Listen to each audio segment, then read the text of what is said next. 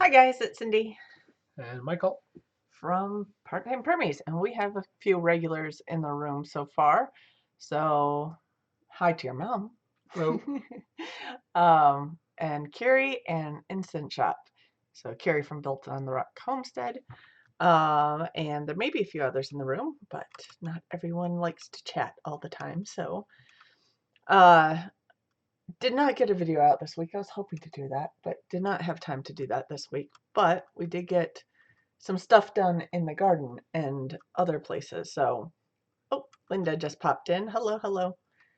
Um, so we were able to get into the garden a little bit yesterday. It was raining all day today. Yeah, most drizzly Well, today. most of the day today. It was supposed to rain all We had day. huge storms just skirted barely north of us, Yeah. where we would have been drenched beginning to end. And hopefully it doesn't hit us hard during the show because it is raining outside right now. Yeah, But I yeah. didn't check the radar recently to see if that's starting to move through or if it's still coming in. Oh, good. Thank you, Instant Shot, for the sound check. Awesome. Carrie found a frog in one of my ducks' kiddie pools the other day. That sounds Yeah, about right. yeah. We've had a lot of frogs. I didn't get pictures of. Where did I see a frog so We far saw one on the yesterday? post out, coming into the Puddin's yard. I Yeah, saw two spring peepers out by the barn. saw another one somewhere. Yeah, Had a toad that was a they've big toad. they've been here all year. They Yeah, never they've never liked us here. disappeared. Well, it was a very wet spring, so I'm sure that Yeah, helped. So yeah, definitely lots of tree frogs and spring peepers and toads this year. So maybe that's why the mosquito and bug count's been a little bit down this year. could be part of the reason. Yeah, definitely. So yep, I did actually have a toad in that picture running through the slideshow that was starting up. That was actually saw that when we were moving the chickens this morning. It seemed to be trying to climb the oak tree in back, which toads don't climb very well, so it only got part, foot up. But yeah. So yeah, we have a lot going. Oh, and another thing, since Carrie was mentioning, let me see if I can pull it up here. Where is it? Where is it? Where is it? Sorry, I have things in different orders than where I'm going to go. We had chicks hatch Yep. on Tuesday. A couple silky chicks, only two out of, I believe I gave her 8 eggs, but I only saw 7 eggs left in there. One egg definitely was fertile, but did not hatch. A few were not even fertile. So I do think we need a new silkyroo. I think they're too closely related. But we do have a couple new silkies, and um, hopefully they're girls because we don't need any more roos that are related to them.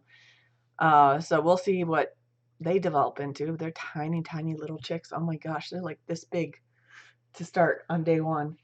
But yeah, so they're a lot of fun. But I didn't get pictures of our chicken isolation. Oh no. Oh, that is. Well, no, she's got the baby chicken isolation, the Oh, that one. 8 week old. Oh, No, not the new chicks. it's just in a cat crate.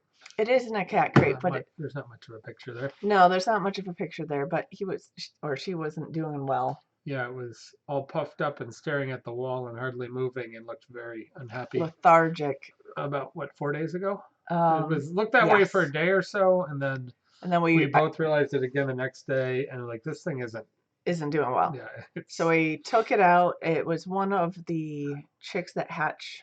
Oh my gosh, that must have been like 2 months ago now.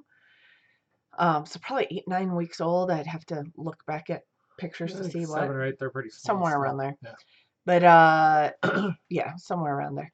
But yeah, so we took it out, put it in the barn in a cat crate with some bedding and its own food and water.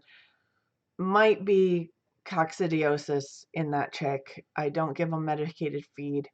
They aren't vaccinated, but we haven't really had any problems with No. that at all. Haven't brought in very many chickens that could carry it, although we did bring in a couple Yeah. new ones So at there are times, so there are some viruses and bacterial things. Some of it's in the ground, in the dirt. potentially in the dirt or in their poo, which gets into the dirt.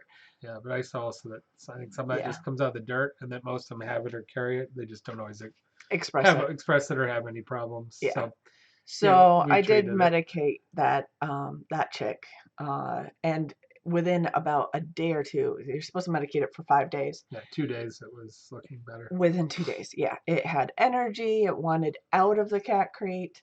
Its It was feathers weren't all eating. puffed out, so yeah. Yes, it wasn't droopy and with just sitting there anymore. It was moving around. So So it seems like whatever. Yeah, it seems like whatever it was just a basic medication, not an antibiotic or anything. So it seems um, to be yeah, working. yeah. It is.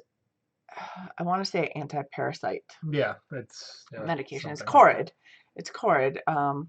But you could get it at Tractor Supply. It's only short-term use, and we put it in the water for that chick, and we put it in the water of the mom and chicks where they are all together because we didn't want anyone Just to else make coming sure that if down. anybody else had it to you, Yeah. knock it out. And Yeah. then I did get some vitamins to kind of give to them because it also it's a GI system issue if that's what it is. And by knocking that out, you can throw off their GI system slightly and giving them some vitamins and to get in their water afterwards. But it's not supposed to be given while you're giving the medication. So we have one more day left of medication. Yeah, but I think it's doing good. No, and it's really active and enjoying greens that I throw in there for her. But anyway, hi Diana as well. So that's news. So and we did lose one chick today. Dislocated a hip, I think, on Um, one of the young chicks. yeah, same group, about 7-8 weeks. Got temporarily caught underneath the coop. That's the mobile problem. coop, moving it. Yeah, I moved it forward.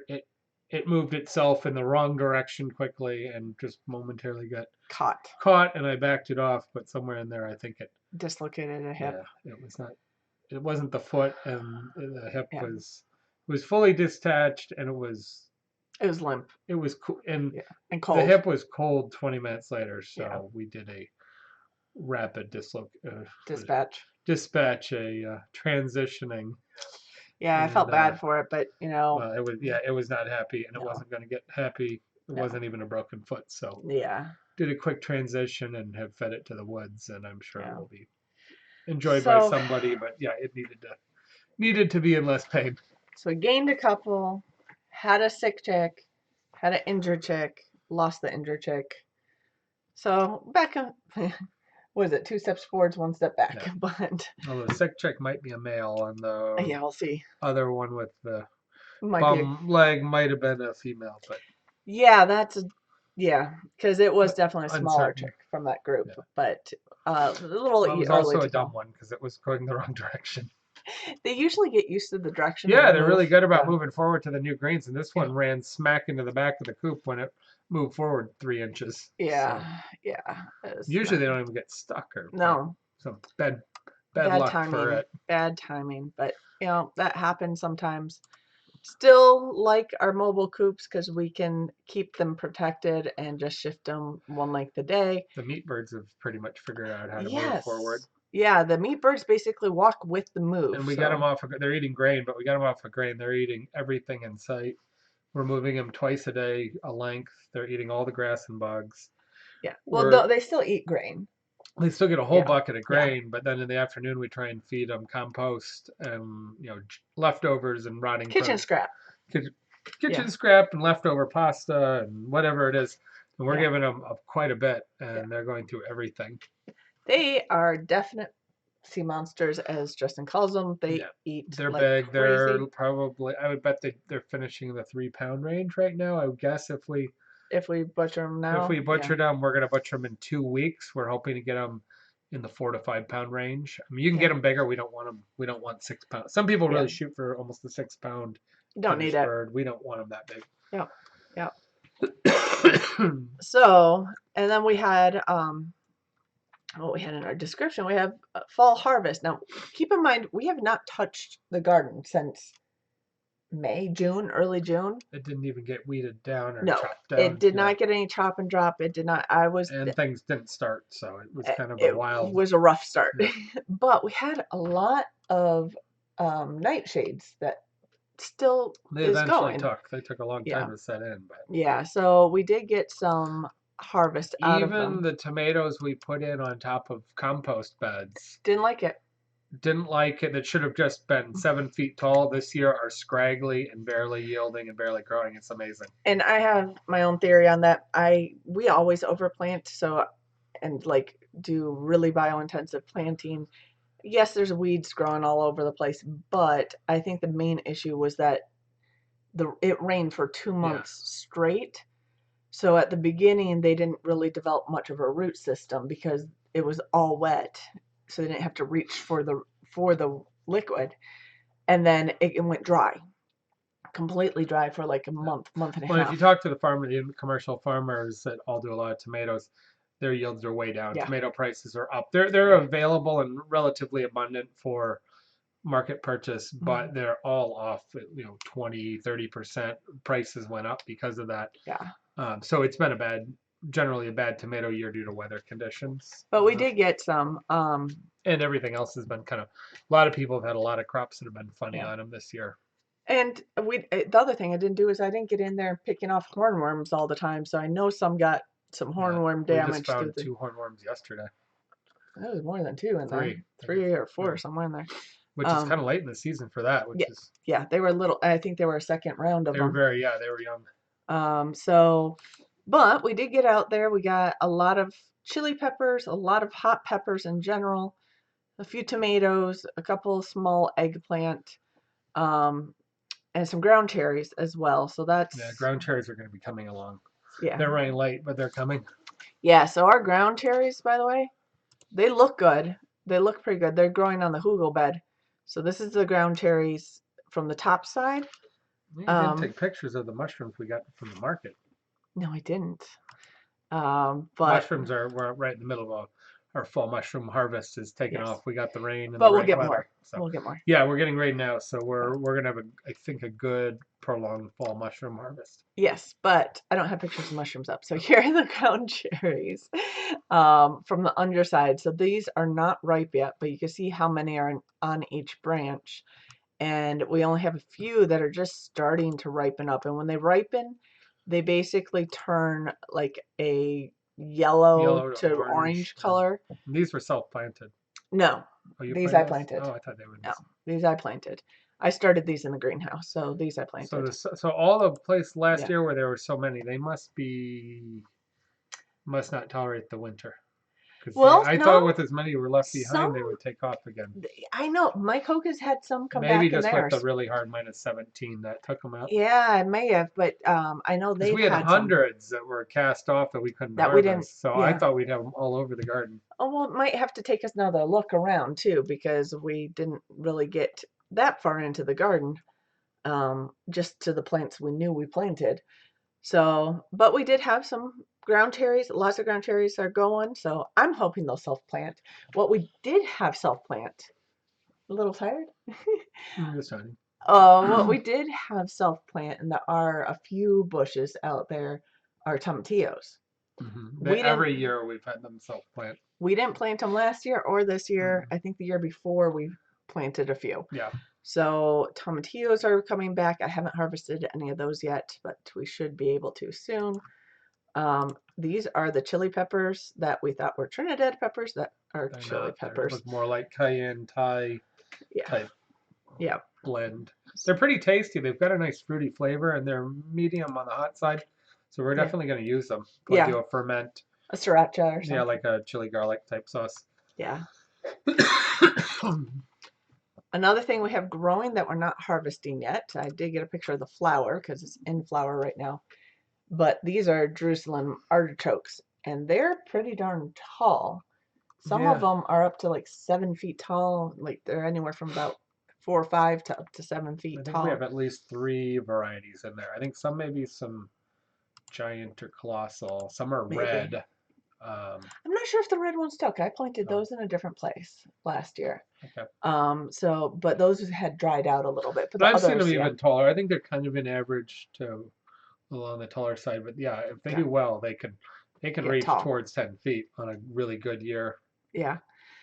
So we do have the Jerusalem artichokes. Those we will not be harvesting until the first frost. Yeah, and we After probably that. could. We will probably leave most of them there. Yeah, well, I mean, we'll probably pull a few, and we can also transfer a few roots to around some of the other apple trees. And I will say these we don't plant in our garden because they spread by,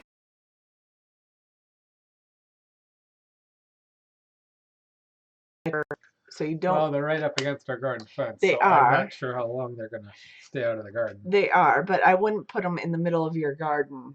Plant them in the middle of your No, and garden. they will grow on fairly poor soil, so you can put them Yes. anywhere. Yeah.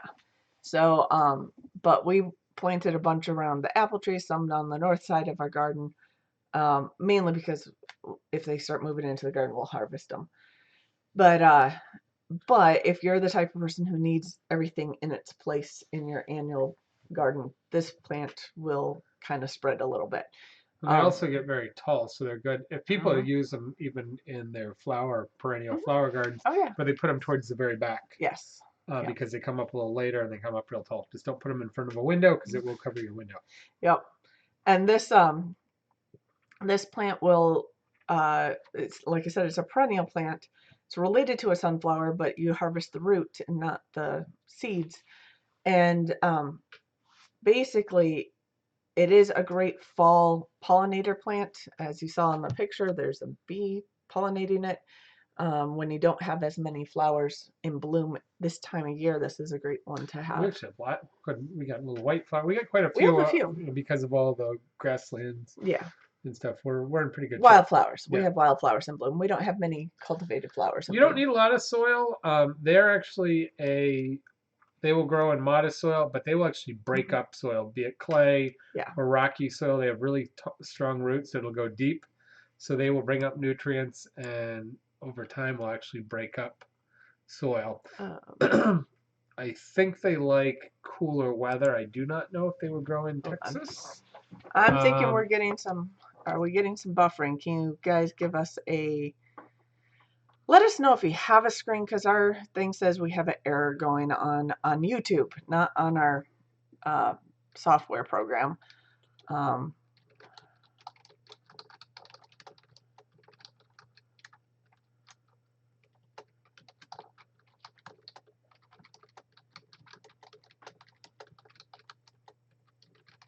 Okay. Let's see. Anybody? I don't see us on the YouTube screen at this point. It looks like we have perfect. There we go. Okay. Speaking of flowers, do you have any desire to have bees? So I'm guessing you guys still see us. Okay, that's good, because on our screen Okay, yeah, online all blanked out. it blanked out. So So we'll just go froze by. for a moment. All right, that's good. Well, Yeah. bees are on our short list, but they've been on our short list for about 3 years. I don't Yeah. think they're coming for Anytime. another at least couple of years. Yeah. There's definitely some investment in time and learning, but also investment in equipment to get Yep. set up. It's not huge, but is more than some things. So I think the combination of the time and the learning and the setting them up, it's not going to happen for a while. Yep.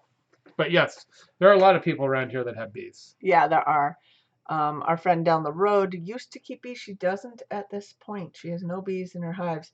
She became allergic to them, like really bad allergy to them. So I think her husband was keeping them for a while, but they weren't replacing if any of the hives died off. So Yeah. I think she finally sounds like she doesn't have any more, which is sad because she loves her bees.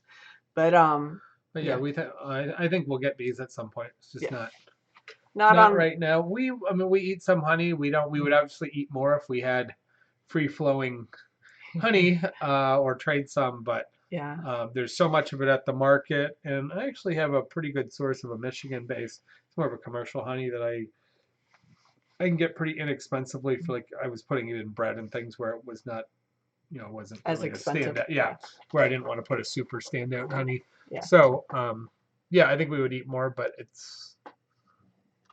I think couple of hogs and bees are probably the things on a short list, Yeah. but neither one are set up for this coming year. No, it'll probably be a couple years, and we'll probably do one of them at a time because that's going to be a learning curve on raising them. And I think it's best to learn how to raise one species at a time, Do really. raccoons bother the hives? I don't know. I assume they do. They seem to bother everything. I have no clue. Again, we'd have I'm to learn sure they about it. pay the price for it, but I bet you they get in there. Yeah, the one thing that we don't have this far south in Michigan, although they seem to be moving further south, are bears. So that I know they give hives a big problem. So you have to I actually heard bear that proof them. elephants don't bother the hives. They're kind of afraid or I don't annoyed. think we have to worry about elephants.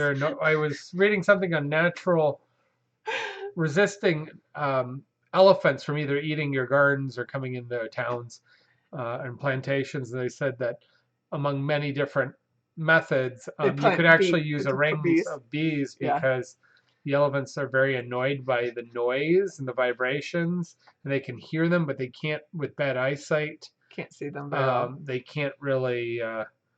Yeah, they don't know where they're at and they leave. And so Yeah, you don't need a heavy guarded fence. You can just have that's bees too funny. sometimes. I'm guessing there's only a couple continents where that would be an issue. Um, but okay, Linda, going back to her question, tried turnip for the first time, used as potato substitute in beef stew tonight. Oh, Turnips are way underutilized. They're very yes. inexpensive. In fact, a lot of grocery stores have really pulled them out where they used to be a staple. Yeah. They grow easily. They grow in poor soil. They fortify soil. But yeah, they have, white turnip or or purple top turnip is, they're mild, and if they're cooked down right, they're a little, they're slightly sweet and lightly earthy, and they're perfect for any type of stew or soup, chopped up in, soups, even like chicken soup. And anytime you're braising, they're really good. You can also caramelize them. You can roast them or caramelize them, or kind of like sugar coat them and spice. So they're a great super multi-use vegetable, Hmm. and due to low cost and really long hold time through the winter, they don't break down too much. They dehydrate a little.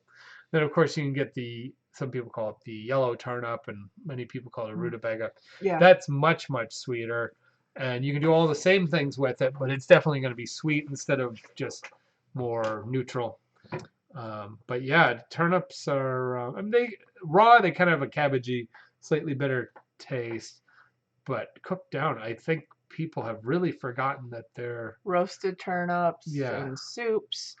I mean, I would Um, say any stew, because it balances out when you're adding in a bunch of different vegetables, mm, doing your carrot, onion, celery, but then you can start adding in your turnips or sunchokes, or the rutabaga, and some of the cabbagey type things like um, kohlrabi. Although you got to be careful, too much cabbagey stuff gets a little funky. mm. But I think it just rounds out all of those things, and turnips work really well with like lamb. Also, it's Question. common in the spring because you get mini Yeah. ones in the spring. People serve them with rabbit. Oh yeah, Um, yeah. Um, would you consider now a lot of root vegetables I was going to bring up, like the Jerusalem artichokes? A lot of time you want to harvest them after a frost Yeah, well, the baby or turnips come overwinter. in spring. You get them around Overwinter 'em. Easter or so. Yeah, You get the little ones. Um, they come just after radishes, basically. but the cold weather makes them sweeter. Yeah, well, the baby turnips you don't have full flavor on any Yeah. baby vegetable. They're just nice because they're easy to present, and sometimes they're tender. But as you get a matured vegetable, almost all your root vegetables, if you get cold nights or down to frosty nights, Yeah. you convert the sugar and they become much sweeter. And in fact, They start storage storing it. vegetables are better to be harvested after a few cold nights.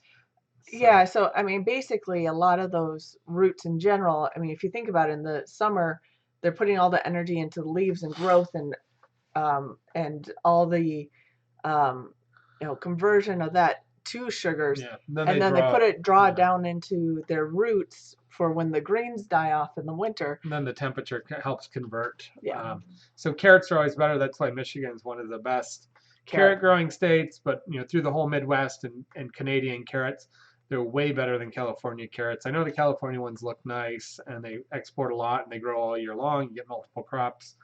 But I mean, when you're talking about a really sweet, tasty carrot, the cold weather carrots are just they're slightly better. So Oh, Kiri got emus, zebras, giraffes, buffaloes, and lots of exotics near her in Texas. Um, but the nearest elephant is at the I'll San cook some Antonio Zoo. buffalo ribs as part of my my all-day gravy for my class on Monday. I thought they were bison ribs. Well, they're bison or buffalo. I don't know. They were I think they're bison. whatever it They're was. different, but slightly different species. Well, they were Yeah. one of the above from Yeah. a Local. preserve. I don't know if they're local. Oh, they were? Okay. I don't know. They were purchased by the school. I Okay. don't have any details on it other than they were available and there's only a few left. So I was gladly putting them in there. But what that reminded me of was All-Star Chefs, and one of the chef's dishes was from last winter. That was, what was it? Antelope Yeah, he had antelope tenderloins off of from Texas. It's a specialty game preserve. What's a meat that's pretty large, and yeah, so they were. Well, he said they were released into the wild. They Well, it's were a preserve. raised. It's a Okay. that is wild. It's a preserve. They maintain them. But they hunt them. Yeah, so that people Yep. don't take them out. Yeah. But they live free range. Yeah. Anyway, so that reminded me, that's near you too, somewhere. I don't know where in Texas. Texas is big. And your mom did have a comment about that was in response to the bees and pigs, and I said one animal at a time. Gotta learn how to take care of baby first. Yeah. That is our new added animal to our homestead for the next year is the baby. After that, we'll see what happens. But that is true. No, I was trying to think if we had any more of that. No, we left our carrots in the ground. We're gonna leave them for a while. I think so. We only have a few in there this year, Yeah. and I think we're gonna let them go over the winter, and we'll get them late spring after they regenerate. They'll be, that's one technique here where we have a little shorter season.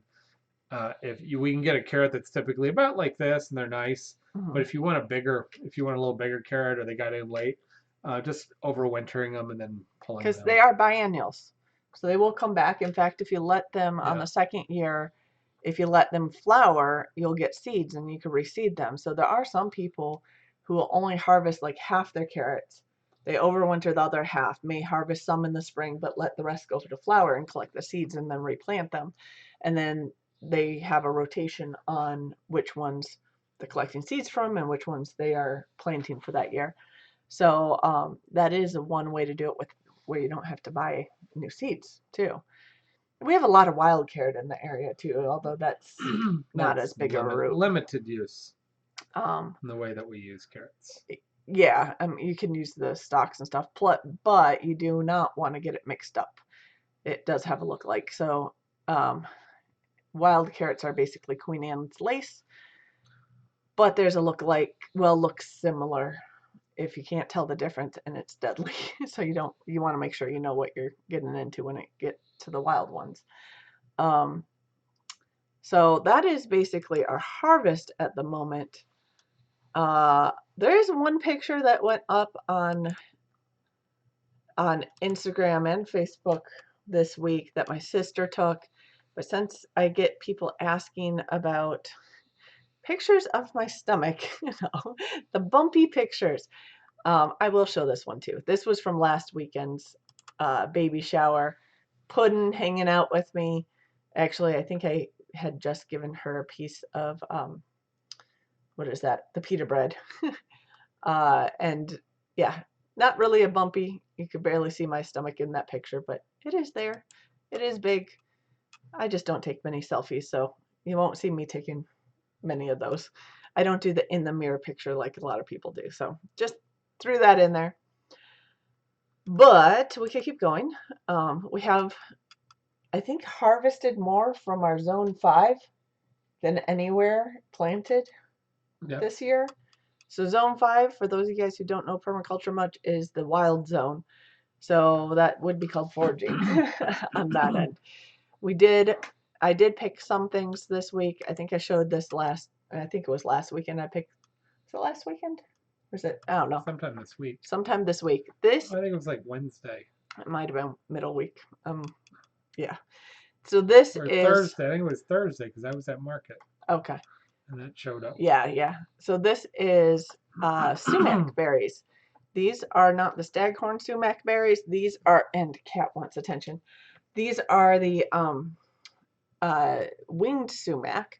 So we have actually both types on property here.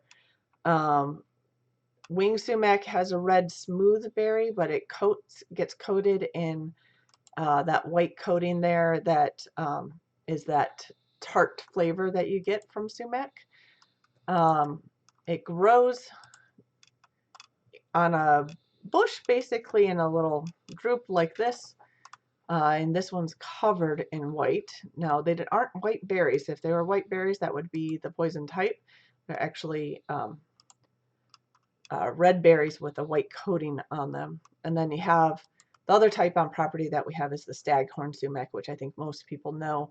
That's the one with the fuzzy berries that stick upright. And a lot of people they get nervous about sumac because they get worried about the poison sumac, which actually technically isn't even in the same family. So I'm going to do something here. If you give me a moment, I'm going to bring up a screenshot. It's going to show our software for a second, but I'm going to bring up what is poison sumac, which has white berries up here. This is from a web page called poisonivy.org, and it's talked about poison sumac in this page. These are all pictures of the poison sumac, which look very similar on the leaf pattern. They have smooth stems. The winged sumac also has a smooth stem, but it has wings along the stem. Poison sumac has the white berries on it. This one is obviously not poison sumac. It's staghorn sumac, but it's immature, so the flowers haven't turned into berries. That's the flower in the middle, and that will turn into the red fuzzy berries.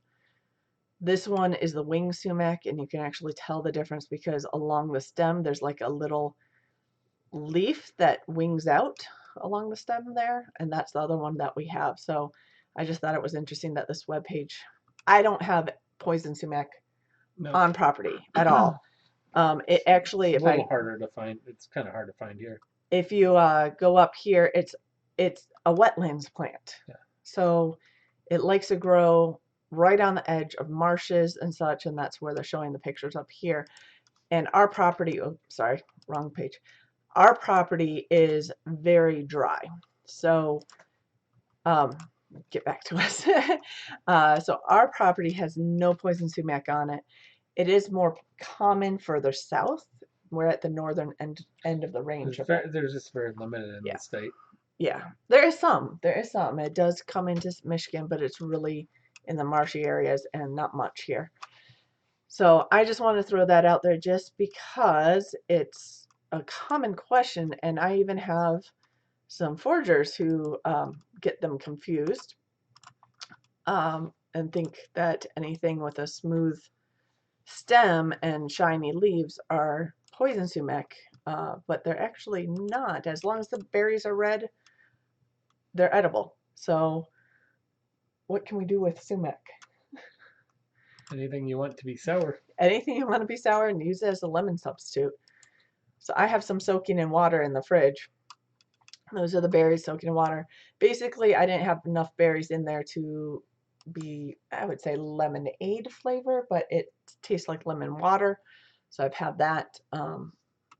There's Middle Eastern spices. In Africa, they put it in stews. They put a lot of things. So dry it. Dry it and grind it. Yeah. In the Middle East, they make za'atar out of it. So, well, with a couple other spices. So there's a lot you can do with that.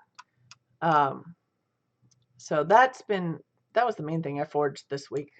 I'm always picking autumn olive this time of year too, and just snacking on it on the trail. Really should get out and pick a whole bunch of it to freeze, and we can use that later. And I think we still have some from last year frozen too, potentially. Very small amount. Yeah. So that's another thing that's out this year that maybe we can focus on next week.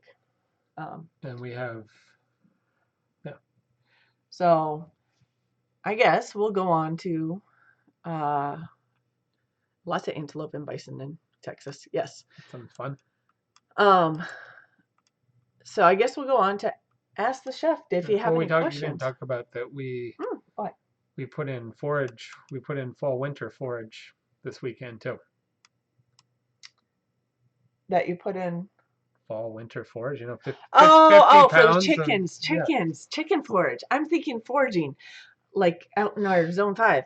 Yes, we did put seed down So today. yeah, Yes, we've today continued to move the chickens. I think they're on their last rotation in the very back before the garden. before the garden. Well, in the very back. Yeah.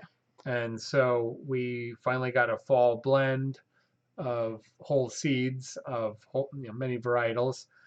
We wanted to put them about 2 weeks ago, but we were waiting for seeds to come in to the To the feed to the store. feed Yeah. store, and then for them to blend them and then to get over there. So we've gone through a little bit of cool downs and rains, but we're also getting rain now, so we hurried up yesterday and mowed down some areas and moved the chickens, and so we've seeded 3/4 or a little more of That area. the whole backyard behind the dog fence, which is kind of some groomed, well, it's grass area that's transitioned between groomed grass and forage, where we had all the turnips and things, Yep. and then all the way through the back.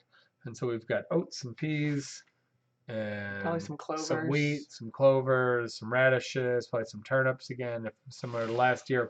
It varied from what we put in the fall. I'm not sure how much of what we put in the fall grew. We then put in a couple batches in the spring that were a little different, trying to catch, because we don't have a drill to drill it, and we don't disc it in or anything. So we just scatter it. So the chance of growing is pretty low. The chance of animals getting at it, the turkeys and the squirrels, is pretty high. So a percentage of it grows. But this is a fall winter harvest, so some of it should hopefully get going in the weather while it's still warm and it's wet now. Yeah. And then hopefully if it gets going, it'll winter over just fine, and it'll take right off. Yep. Then we'll go back over with new spring summer forage after that gets going, and try and supplement when it warms up and it's still wet out. So we use this to feed our chickens, to cut some of the feed, and it's still building in those grassy areas. So I don't know if we cut our feed much this year. Yeah, I mean, the back didn't grow very well due to the weather, and when it went in, and how much the birds, and the shade. It's a little bit of luck catching, and then it's a shady area. Yeah, we had very little grow, and in fact, less grow in the back than I expected. We had better. I think our second batch in the spring was the best. Just the way we caught it, time-wise and weather-wise. We got all kinds of turnips all over the place. Speaking of Carrie's topic of Unfortunately, turnips, chickens don't eat the bottoms of the turnip, which we found out they only eat the tops. They love the tops. So we're kicking turnips all over. We have cooked a few. Yeah. Should probably find, but I don't want to go cook them right if the chickens have been there right away. I want to give it a few weeks before I pull them. Just make sure that they're not carrying anything before I put them in the fridge. Well, we do have a section that was hasn't been. Yeah. The chickens haven't been on since last spring. In fact, maybe just a the few winter turnips in there. Yeah, I think there are, because I've been pulling some for the sea monsters to eat at times. Bring the bulbs in and give them the greens. It's true. Yep.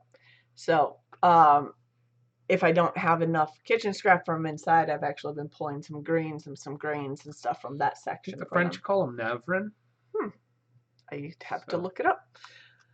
But so we have lots of turnips, radishes, and all that in the chicken forage, and hopefully we'll have more starting. So we try to put things that are cold hardy. So we have two options. You can get a fall forage that would go in a little early, well, more of a green manure that would go in early, and most of it would die off with the real cold weather, so that it has a natural die down, and then it'll break down and you'll get the nitrogen release. That's better for just holding nitrogen and soil together. So we're less interested in that. We actually want things that will preserve and just have a little start. We'll get a start. So oats, winter wheat, barley, some of the brassicas. Yeah, some of the brassica, and a whole variety of things will get a nice little start. Or some will just sit there and then may start in the spring. But as soon as the conditions are right.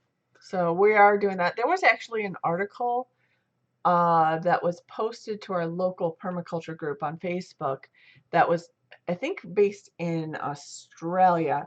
That was somebody doing what they plant for forage for their livestock in general, and they were doing something similar with a very high varied amount of different grains and clovers and various brassicas and such as well. So I think I shared it on our Facebook group as well as on Abundant Permaculture for those of you guys who are members over there. Um, so, and that Facebook group is just for members. So, but if you're interested in that, they have a lot of information on what they use as well. And I'm trying to see what you're looking at. Oh, I don't think it's doing anything. and hopefully this works. Oh, there it is. Yep. Yeah, Yeah. our live feed that just runs in the background to make sure things are running was not moving. So Yeah. or showing any pictures or anything else. So Yeah. seems So like it's a little bit. ours got stuck, but apparently everything else was running okay. But yeah, so we had that going. So we're feeding the chickens. We're going to be butchering chickens in not too long. 2 weeks. It's what it's looking like. Yeah, Yeah. because these guys are getting huge. So we're going to set up to 24 plus a few random boys. We got one maybe original flock bird that's really getting slowed down. She's probably like 6 or 7 years she's old. probably turning into soup bird here. Yeah, she's She's limping, literally limping along. So I think she's either got some arthritis. She still gets. She has good joints went days. bad or Yeah. something. She has good days where she's not hardly limping, and she has days where she's limping a lot. And last winter, she hardly made it through. She's about the same age as Miss Blue, so yeah. And Miss Blue died earlier this year. Yeah. Yeah, so we're gonna take her out and one of the roosters. Yeah, so she'll probably mostly be a soup bird. Yeah.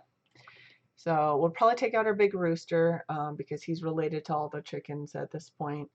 We'll probably take out our silky rooster. So, and we have a younger silky rooster as well who's related to everyone. So unless we find someone to trade roosters with, they're probably going as well. And we have a bunch of young chicks growing, so we'll probably have too many roosters through the winter anyway once they mature. So that is on the list. We're going to be harvesting the Cornish cross for the first time. They're supposed to harvest a little easier.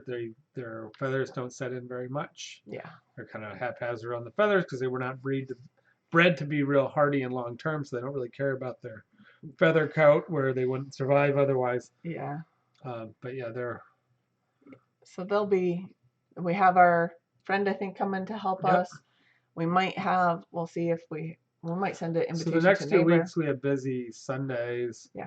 There's a fall foraging next week that we're going to try and make. Yes. In the late afternoon into the early evening, although not too late because it'll get dark. Yep. And then we'll be doing chickens, I think, the following week during the afternoon. So, yep. So it'll be some busy.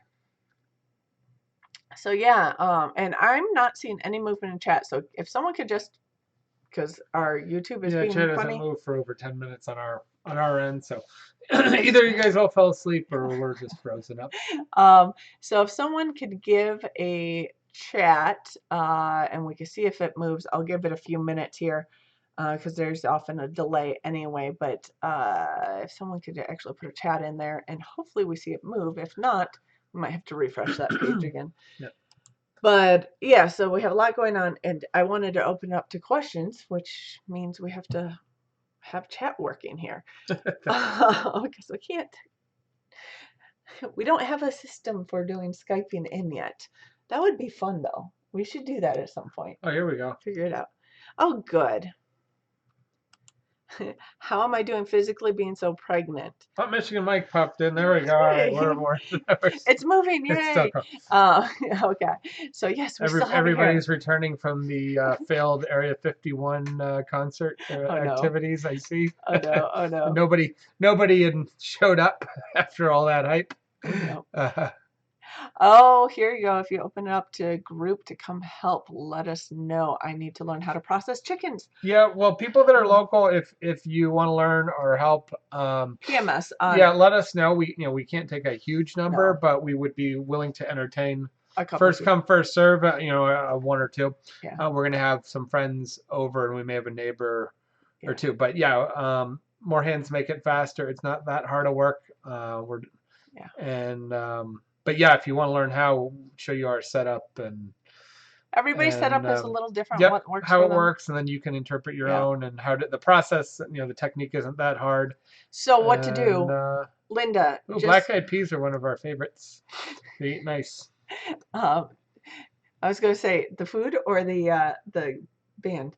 Band, I'm not so big a fan. I No. mean, they're so. I Okay. like the food. Yes.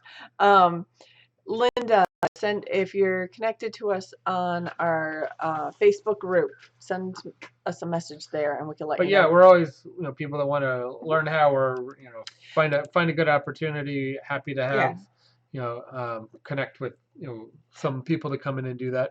we may turn some of these eventually into some workshops too. Yeah, we might do that. One thing that we're kicking around is the possibility of hosting a butchering or cutting workshop this winter, like probably end of January or February, or maybe two. We might do up to two.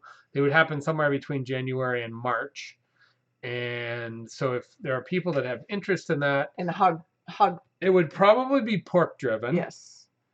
I think that makes the most sense. Obviously not our own, so we'd have to bring Yeah, in I would whole contract. sides Yeah, or I whole would hogs. contract to Yeah. bring in, so it wouldn't be a live kill. And we It could would, actually, based upon it, people's interests, if anybody had interest yeah. here, it could be topical. It may not be a full cutting, a whole animal It could be nose to how to tail. cure it, how to make bacon, how to whatever. Well, it would be a bunch. It could, Yeah. yeah, but it could be A focused variety. on sausage. It could be focused on cutting. It could be focused on organs.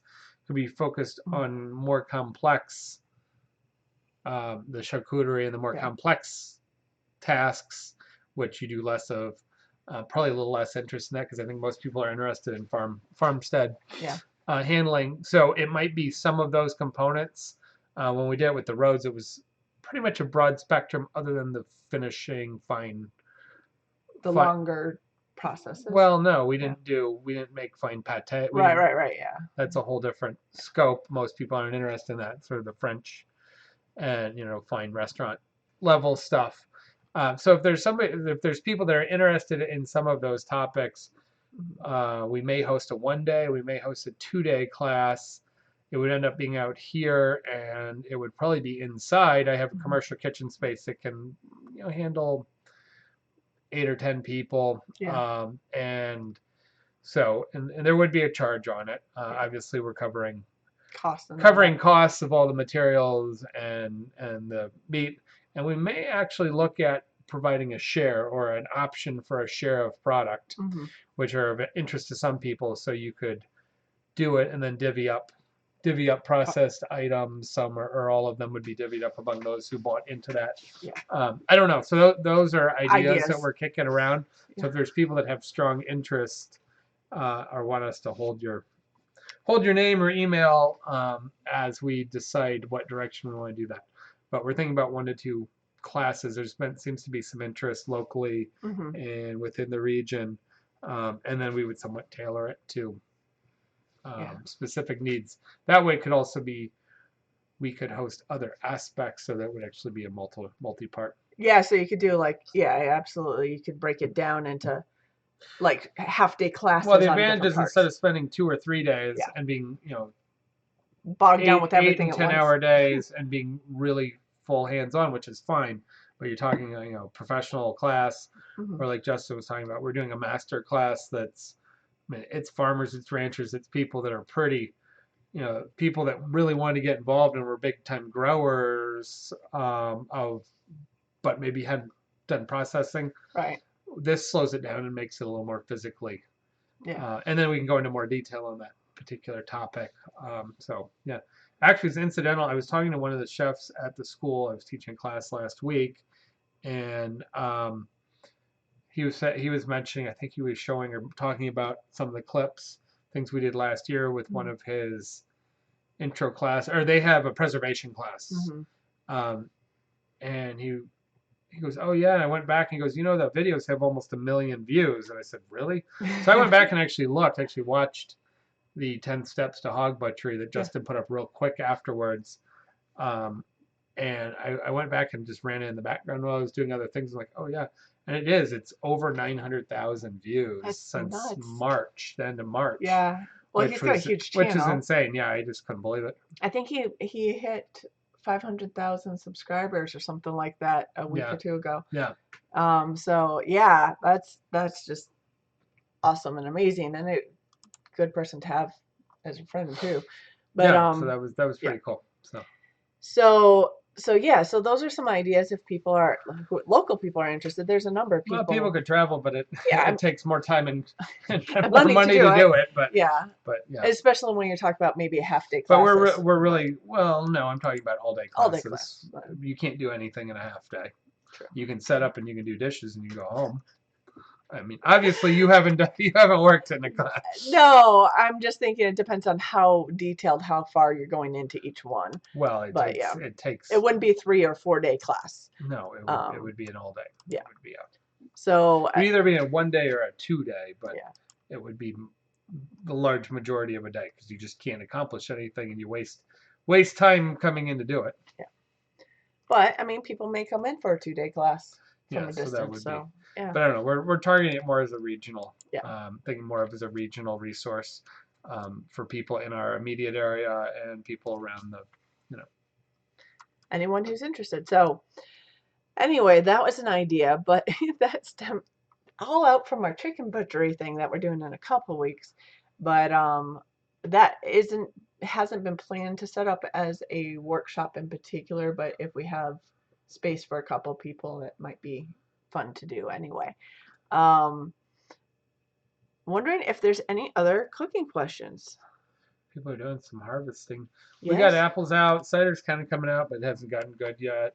We had a big mushroom. We had so I was able to buy a boarded antoloma, a mushroom, which is a mushroom on a mushroom, which I haven't seen in 3 years. Navi collected them. That's Yeah. actually some of my earlier getting mushrooms from them, from their farm and stuff. Um, was when I was given those at the end of the summer. Well, I bought some and used them, and so it's been 3 seasons since we've had the right conditions. There's a short window for the first mushroom to grow, and then to get hot and humid and stay humid overnight and cause the decay for The the next Bortine mushroom to grow. It doesn't happen all the the time. Bortine entoloma, which I was actually reading up on. It's a question of whether it's the entoloma or the honey mushrooms that are aborting. So it is kind of interesting uh, symbiosis or function of the two. They tend to grow in the same condition, same together, and you are bringing them out. Well, They are they're not going funky to look shaped. any better in a year. So this is a piece of puffball. Oh yeah, that's a puffball. These are they're kind of shrimpy nugget looking. Yeah. These need to be cooked soon. They're going to Uh, break down. You're not here tomorrow. no, I'm not here tomorrow. But yeah, they're pretty mild. The puffballs are fun. There's a little So I've got a grass in it. bunch of those. There's some puffball. These all need to be used pretty quick. There's some chicken that's Oh, in chicken of the woods. bunch of chicken in here is pretty good Oh, shape. that's awesome. So this was a mixed basket that I Yeah. purchased. So I don't know if you guys, if it'll focus on that. Got a pretty good deal. The whole Yeah. doing mixed baskets for $10. It was pretty good deal in my opinion. For what we could No, get yeah, you can, those foraged mushrooms can get expensive at the market, but Navi, for those of you guys oh who, man, that stuff would be $35 to $65 a pound if it made it. If it was going to a retail, would probably put in the $25 to $40 a pound yeah, on a restaurant wholesale situation because nuts. they're so limited and they're also so delicate and time sensitive to make it to somebody that could use them. Yeah. Yeah. So yeah, I mean, a lot of those are out right now. We don't have puffballs on our property. What I'd love to do is get someone who has a sporing puffball and get that and just get it to spore in our backyard. Because those should spread pretty darn Yeah. easily. And the chicken in the woods, like big hardwood trees, like oak trees and things, I have seen them nearby, but I haven't seen them on property. We do have oak trees that line the edge of our property all the way back, so we probably do need to walk that line a little bit more often and see if anything grows, including a couple that were blown down just recently. Yeah, they're in the back, and then we have some disturbed soil on a neighboring property where they just had a rough cut Yeah, through. Not with a bulldozer, but it could open up some some, surprises yeah, that haven't been there. yeah, Yeah. Going to the cooking implement, yeah. the Kathleen's question.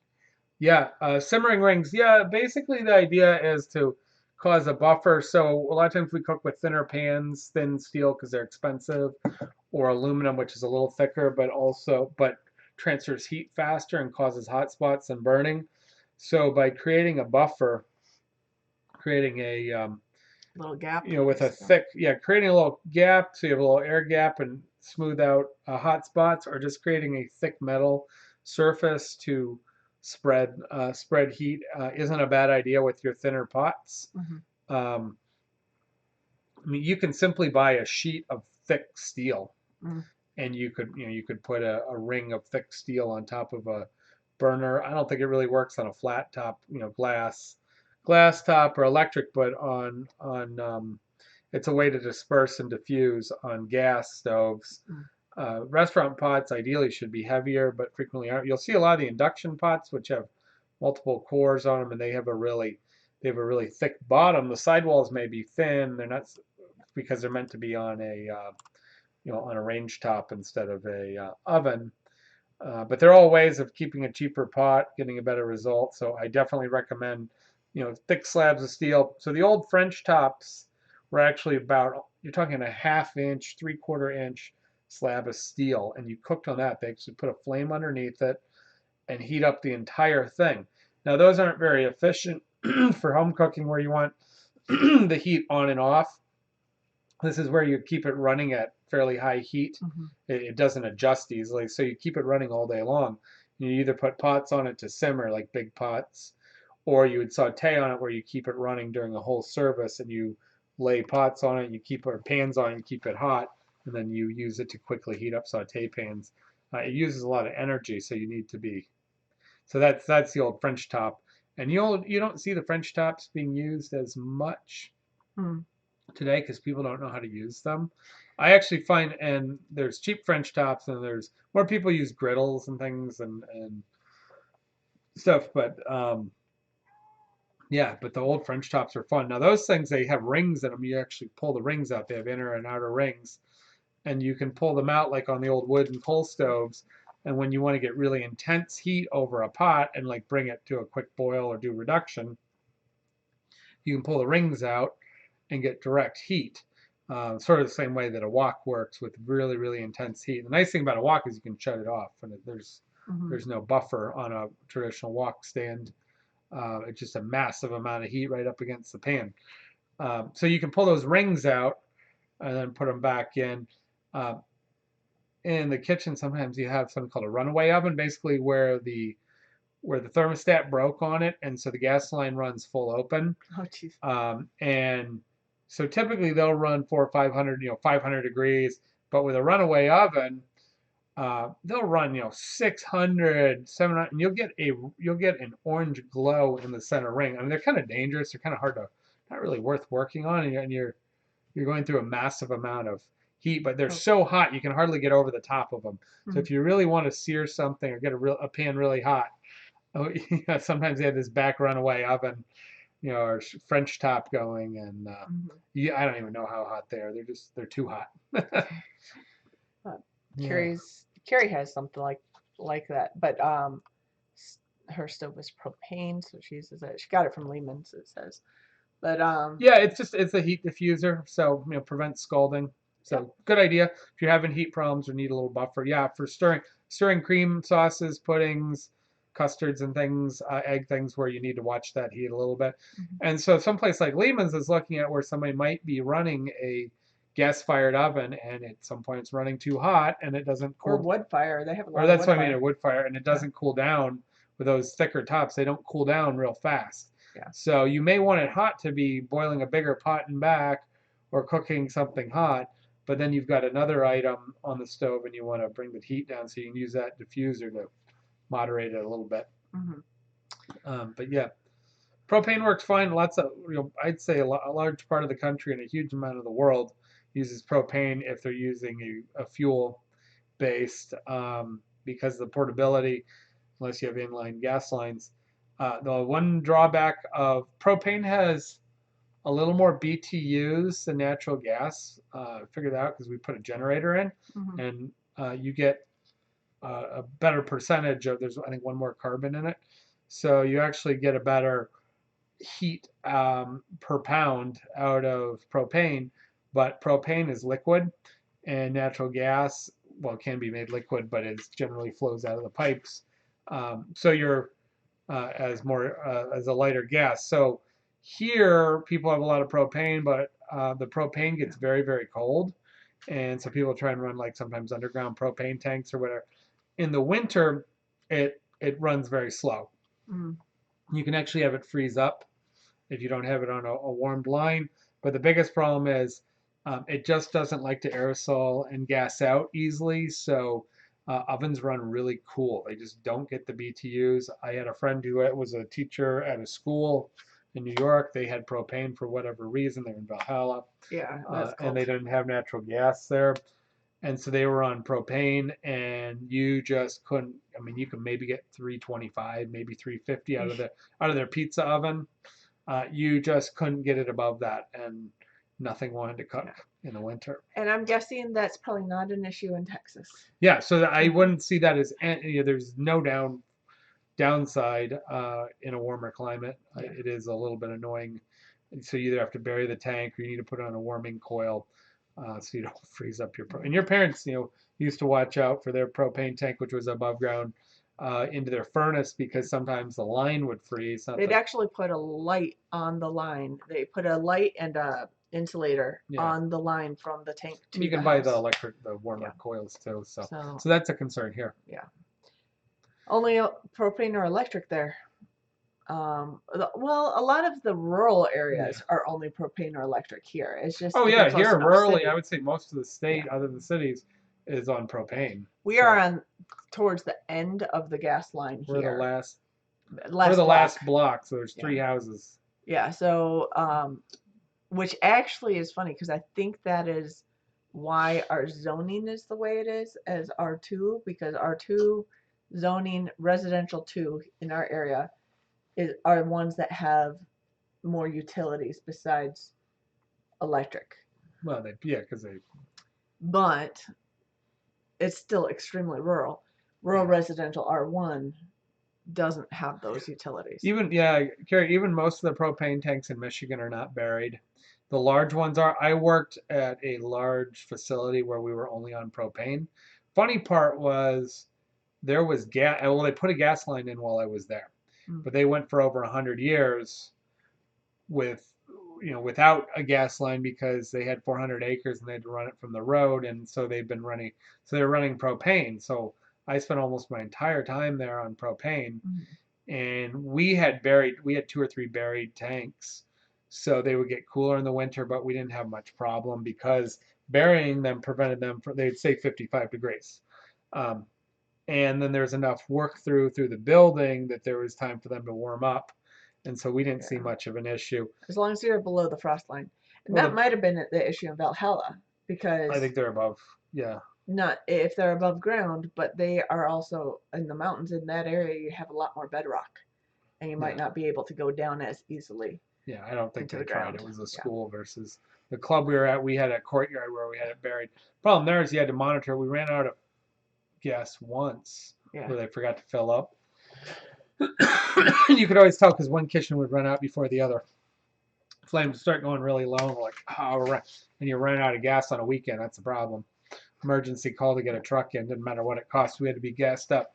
But we shouldn't have never been running out of gas. It was a mistake when they forgot. Gas company wasn't filling all the way up. Yeah. Know of a gas station with gas tanks above the ground. No gas stations around here. Some people have small amounts of fuel on their property or on their farm, although they're trying to get more and more of that Yeah, and then of course the diesel. But there's of course limitations on how big I'm of a thinking tank. she's talking But about there. yeah, there may Yeah. be some old ones that Yeah. are still That's above ground cool. or Well, I think we've gone through all my stuff, unless there's any other cooking questions. I'm trying to think if skim through my pictures that I have listed. Um, if there's any other cooking questions for Mike tonight, then go ahead and put them out there. I'll give it a minute to filter through because of the delay that we get. Yeah, we'll kind of be heading into a little bit into fall cooking. It's end of yeah. summer. It's been fairly warm this week. It's been actually Oh my quite warm gosh, this yeah. week. So it doesn't feel like fall yet, but we're starting to see some of the fall produce. And it's fall officially this weekend. Isn't As that of what I just said? yes, I know. Well, you said we're heading into I fall. said this It's week. yes. Yes. As of what, yesterday, I think. Yeah. So yeah, and all the fall mushrooms should be popping up. So I'm excited. I'm still waiting for our maitake to pop up, but I think it needs to be a little cooler. So Yeah, it'll come. we've had the rain, but maitake or hen of the We're gonna woods. cool a little bit Yeah, for this a week. few days. Although we're gonna have some warm days this week too. So She's hungry. What's for supper? We had leftovers. I had some leftover Chinese. We had Chinese last night and we had Had leftovers some tonight. broccoli with it. But we did have a very local breakfast, or pretty much local. Yeah, you didn't take a picture. I made No, a I slab didn't. of bacon 2 weeks ago, heading into I did get a picture of that. everybody being Yeah. here hmm last week, and then so I did a 6 day instead of a 7 day cure, but being one piece and being in a bag, it actually cured perfectly. Yeah. And then smoked it for the usual hot smoked it for about 3 hours, and we ate it all weekend. Then we hadn't had any, and we cut out a little bit of it For today breakfast this and morning. had some bacon and eggs. Had some really nice baguettes that were given to us at the end of market. From a local bakery. Yep, she makes Had our I own think the best tomatoes. baguettes. Had our own tomatoes on our. I basically made a sandwich out of it. It had the eggs, the bacon. Well, I had the bacon on the side. Tomatoes, the baguette. Only thing that wasn't. I had quite a haul at the market this week. I bought Asian pears. Which are supposed to grow really well in this area with hardly any spray They do. needed. They do. They're pretty much disease resistant. Yeah. Once they get set in, you just let them go. So I bought Asian pears. I bought some really nice sweet and tart Honeycrisp apples. They're so good. That we'd had last week. They're so good. I got some more. I got the mushroom blend. We had we had our first pawpaw for the year. They're just barely beginning to be ripe. Which is going to be the focus of the foraging next week, is the pawpaw foraging. Yeah. So I'll try to get some of that on video. It'll probably be a shorter video. There's old videos up if you. We've done it before. We'll probably be going to the same general location. But Nabi, she's full of information, so I'll see if I could cut in some other stuff that she talks about. And then we're running all kinds of other things. Yeah. So as long as it's not pouring rain, I'll have my camera there. Yeah. We found a pretty quirky Chinese place that we've been to a few times. It's just very traditional, old style, and this is actually a good place. It's been pretty good. Yeah. Nothing fancy, but it's like more like the 70s and 80s style, and I don't know how they maintain it because I haven't seen anybody doing it like this in a long time. It's like they seem to make all their sauces. They made their batter for It's just a small shop in a small town. Yeah, it's not like the pre-bought chain, whatever Chinese restaurant that'll get you sick. Well, it has to do with how you maintain your restaurant. It's what gets you sick. But the cuisine has nothing to do with it. It has to do with the food handling. Food handling or lack of handling. Yeah, and what else do we end up? Haven't seen sunchokes yet. I held off on buying pawpaws because I thought it was early. But we tried one this weekend. Bought a whole bunch of tomatoes. I bought another 2 bushels of tomatoes because I need to make tomato sauce. I'm running out for the business. We made over 2 bushels of fresh tomato sauce a couple weeks ago. I need to make more. There are other things floating around. I don't know. You got half of it. I only bought, I know about the Asian pears and apples. Well, I got, that was most of the stuff I got. Still some summer fruit, lots of plums. A few peaches that were coming from up north that, are trade stuff from up north. Yeah. And I saw somebody with blueberries, but again, blueberries are Blues are done. they're done. They're probably getting them from way up north. Yeah. Um, But yeah. So lots of stuff. there's some basic pumpkins and gourds and things are starting to are out, but I'm guessing there will be some exciting things at the market next week. We'll have to get some pictures because all the fall stuff coming in, especially mushroom wise. But yeah. Um, and Noah's Ark pawpaw grows naturally in this area. I don't know if it's on the east side of the state as much. Definitely in the west side of the state. yeah, there's So plenty around here. I mean, the where we're going is it may have been seeded or promoted, but in general they grow natural and they're continuing to propagate naturally. Um, yeah, yeah, but they're pretty prevalent. They were almost lost to use, but they've come through pretty heavy notoriety in the last few years. There's hmm definitely an uptrend in people seeking them out. the problem is they don't travel well, so they never were a good. Well, they travel for a few days. They just don't travel across country. You have to pick them ripe because they don't ripen well off the tree. So you have to basically, and they get soft. So sorry, no beef and anything. Okay. I Um, guess I mean you could just call it broccoli stir fry instead of yeah. You know, it's the all you can eat. I kind of avoid the all you can yeah, eat buffet stuff. pan Asian. We do sushi. We do the Chinese. We do the whole rest of it. We do curry because they're pushing out stuff so fast. A lot of it's sort of like can't half developed. I don't know what they're doing there. Yeah. I don't know what they're doing with their staff. I don't know what they're doing with their I'm food not a big buying. fan of buffets in general. Yeah, they're always a little. I'd like people to be a little more focused, and so when you're either quality goes down or oversight goes down, and things go bad Yeah. when you do too many. When you have too diverse of an offering, and if you're a huge property or a casino where you're sort of segmented, it's a little different. But Mm. yeah, when you have 100 different things on the buffet, you wonder how often they're getting refreshed. I'd rather see 5. Yeah.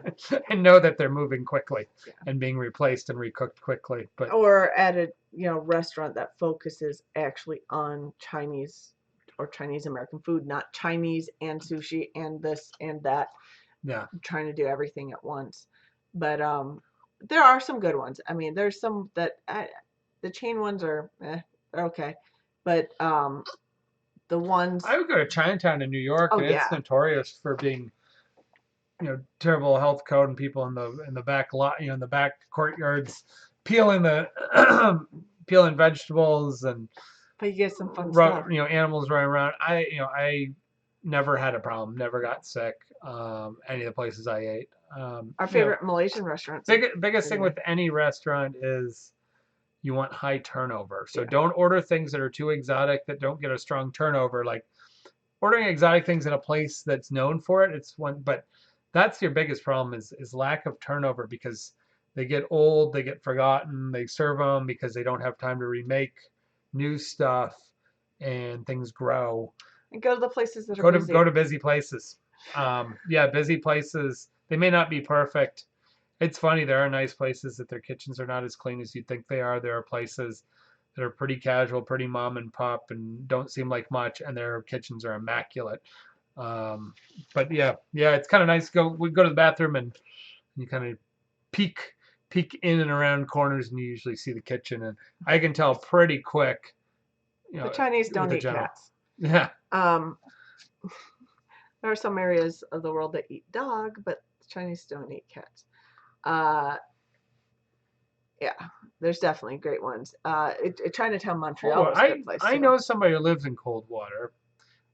She's actually a chef instructor. Yeah. So she would know I asked because I had a friend going down there at one point. I said, well, where she rattled off about 4 places that she eats. Yeah. I think she said the golf club's pretty good to eat, nothing special. It's like a semi-private or public golf club. So the golf club's a pretty decent meal most of the time. The Chinese place in Papa is good. I'll have to find out what the Chinese place is from her. Yeah. I'll probably see her fairly soon. Yeah. See her next month. Anyway, we should wrap it up. It's 10:15. We tend to always go to 10:15 or so, and things are slowing down. So we will be back next week with probably some updates on foraging and such along those lines. And so I guess next week, 9 p.m. Eastern Standard Time, we'll see you same time, same place. Have a good night Have a and good good night. week.